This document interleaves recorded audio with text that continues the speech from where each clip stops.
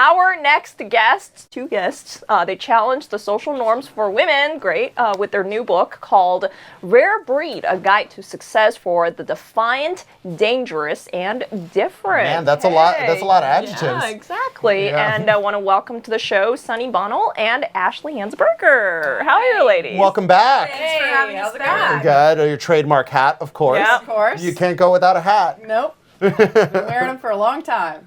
So tell us, your latest book. Tell us about it. It all started with a question. What if you could take the parts of yourself that everyone criticizes, and instead of seeing those things as weaknesses, we start to accept them as our selling points? Interesting. So at the heart of Rare Breed, we talk about 7 vices that society typically condemns, which are things like rebellious, audacious, obsessed, emotional, weird, hot-blooded. And we reframe them as virtues, because we believe that the things that make us different, the things that make us have that edge, are the things that can get us to our greatest success. Wow.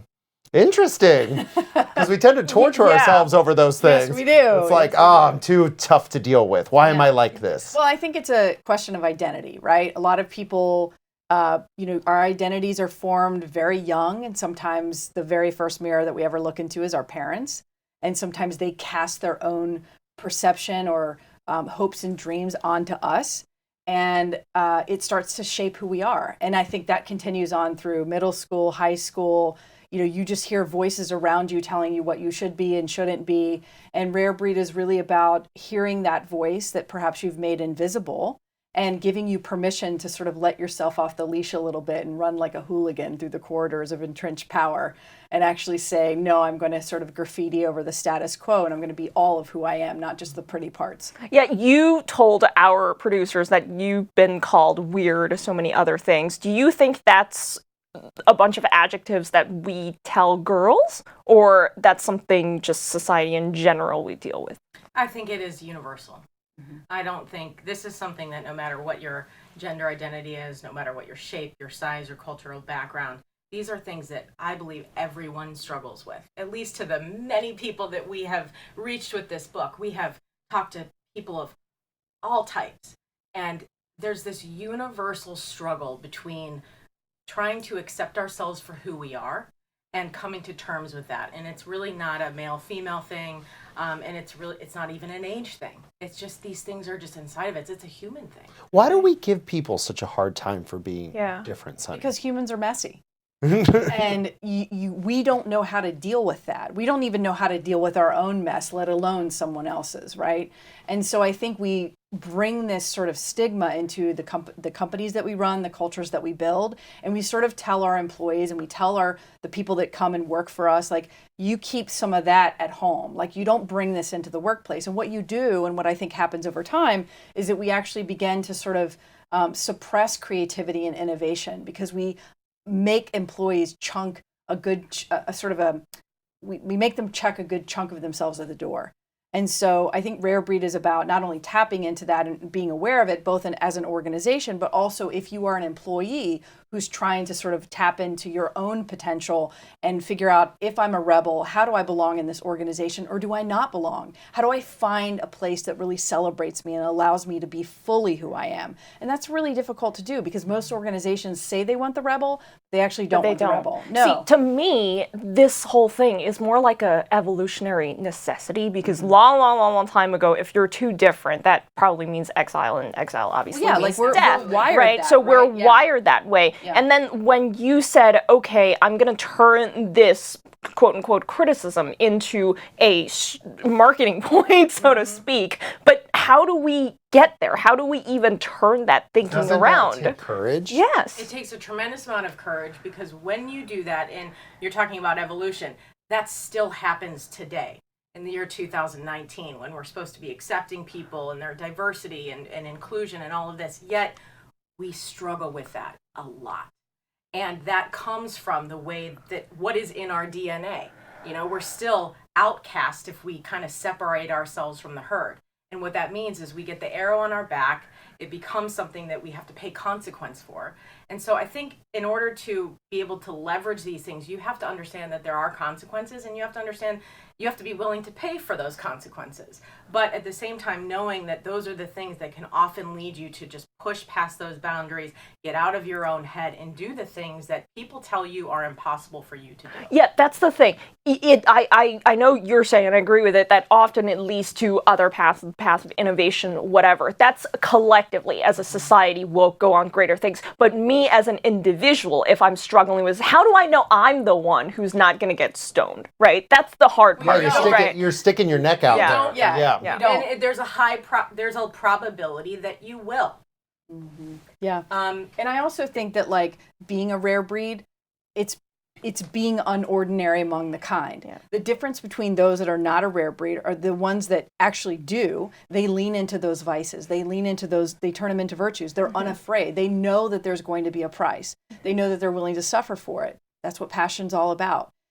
They know that whatever they're going to try to do and whatever they're going to try to work for, they're willing to take that arrow in the back, as Ashleigh was saying. I think the difference, though, is many people are like sleeping lions. I think a lot of us are going to jobs we hate. I think a lot of us are wandering around most life. people. Most people. And I think a lot of us just aren't activated. We're not really tapped in because we feel like we can't, whether that's our own voice, our own self-doubt, or those around us pushing us and conforming us into things that they think we should and should not be. But it's easier to be normal. I mean, I can't tell you on how many occasions. Who is normal, though? No. But whatever we perceive as normal. I can't tell you how many people don't want to be a member of a minority in any sense, right? They'd rather mimic the majority culture and just sail right through, right? And we've seen it again and again in our lives. We see people who we thought were, had the courage to be themselves, and they just don't. They just simply don't. And that is an option that they take. And in some ways, I don't blame them because they've had it easier than I have. It's safer. Yeah. It's safer, but it's painful in a different way. Because you start to believe, or you start to have regrets later in life. Why didn't I just do those things that got me to that dream? Why couldn't I take action on myself and what I believe in order to get me what I want?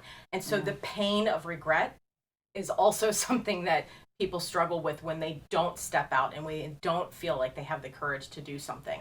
And that's often just equally as difficult to handle. I'm playing devil's advocate with you. I've also had people who coming up to me say, I regret going after my dream because I didn't get it. Right? If I could do it all over again, people told me, God, I would have been, taking my corporate job or go to college instead of go find a business at 18. Isn't that a lot of speculation? I mean, I think that we all sort of take missteps along the road, right, to trying to figure out where we've met our destiny or where we've met our true purpose. So I think that some of those people perhaps heard a no, and no became forever.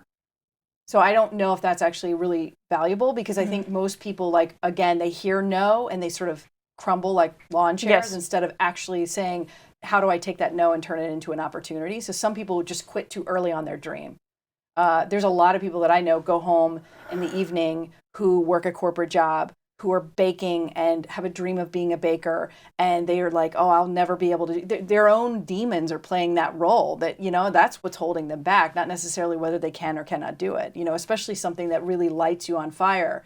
That's exactly what being hot-blooded and one of the 7 virtues is about, is it's taking it from passion to total intensity into a way that you can't live without doing the thing that you were supposed to do, and figuring out what that thing is so that you can double down on it and go all in, because that's how you become a standout. So, ladies, we're out of time, but I want to cover one thing before you leave, right? Yeah. No, this has been fabulous. People pay you for your opinion. Yeah. You have a company, right? Yeah. And they pay you because you're different, correct? Yes. Tell us a little bit about that. Motto is the name of our company. It's a branding agency that Sunny and I started about 15 years ago with $250, no prior business experience, and everybody told us that we would fail. Today, we have turned all of that into our book and into our business model, into the way that we work with companies. So we work with companies to help them understand and articulate who they are so they can express that in their brands in a really meaningful and purposeful way to help them become a one-of-a-kind and a rare breed in their category.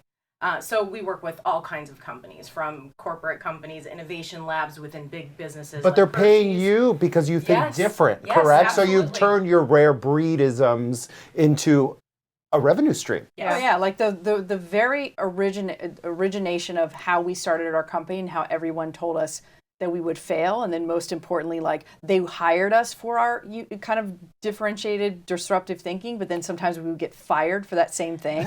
It's now become like the thing that we never gave up on, and now people actually seek us out to help them come into their companies, teach them the methodologies that we show in the book, the 7 virtues, how to apply that to their company, but also to their team members and employees. We teach them how to, if they are an employee in a company where they feel like they need to sort of break out and sort of be rewarded for who they are, we teach them how to do that as well. Okay, and where can we find you? Because you guys have other media, you guys do We've got a couple channels. So wearemotto.com is where you can find about the company, and you can also find about the book at This Is Rare Breed on all social and thisisrarebreed.com. Yeah. Okay. And you guys are active on Instagram too. Of course, all over the place. Yeah, stories like crazy. Yeah. I mean, I want to really congratulations to both of you for doing what you do, because frankly, the world needs more people like you, and we don't have enough because not everybody is so courageous enough to be different.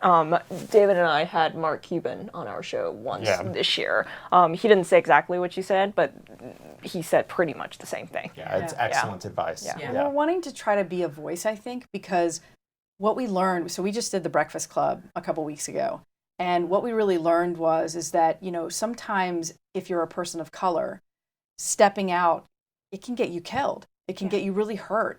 And, really understanding that this is more, Rare Breed is more than just like being a voice for that, but more importantly, that we need to change as a society, because we are really missing out on some very beautiful, brilliant, magnificent people who, if we could just allow them to be fully who they are and actually not penalize them for that and allow them to really harness those powers for good, we could see some really dynamic things happen in the world. Awesome. Thank you for coming, Thank you so Sunny much, and Ashleigh. And Sunny, great seeing and you. good luck with your you. company.